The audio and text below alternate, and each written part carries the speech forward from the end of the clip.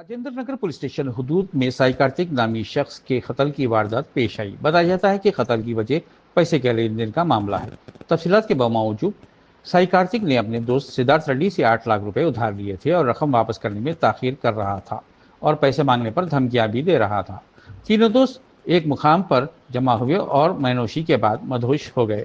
आपस में दरमियान में नशे की हालत में झगड़ने लगे। सिद्धार्थ ने अकेले ही साई कार्तिक पर हमला करते हुए कत्ल कर दिया। साई कार्तिक वरंगल का रहने वाला है, जबकि सिद्धार्थ रेड्डी पुलिवेंदुलु से ताल्लुक रखता है।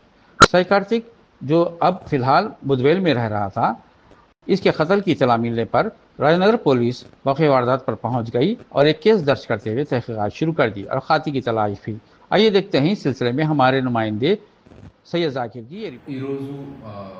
మార్నింగ్ అరౌండ్ 1:30 టైంలో బుద్వేల్లో ఒక రూమ్లో ఒక వ్యక్తి చంపబడి ఉన్నాడని తెలియక మనం రాజనగర్ పోలీస్ నుంచి మనం వెళ్ళి ఎంక్వైరీ చేయగా చనిపోయిన వ్యక్తి సాయి కార్తిక్ 29 ఇయర్స్ బీటెక్ అతను చదివినాడు. తర్వాత ఇప్పుడు బిజినెస్ చేస్తున్నారు.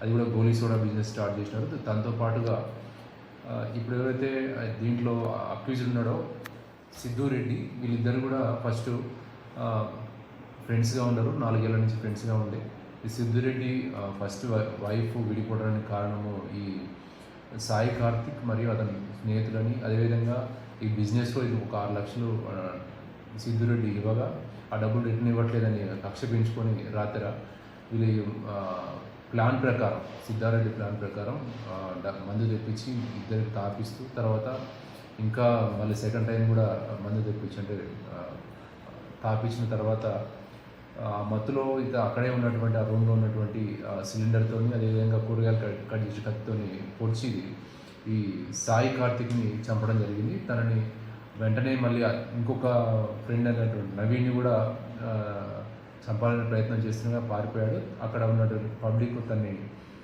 పట్టుకొని పోలీస్ వాళ్ళకి హ్యాండ్ ఓవర్ చేయడం జరిగింది. మన సిద్ధారెడ్డిని తన్ని మన కస్టడీలో ఉన్నాడు. తను అరెస్ట్ చూపించి ఈరోజు కోర్టులో ప్రొడ్యూస్ చేయడం జరుగుతుంది. ఎందు గురించి చంపాలనుకుంటు సార్?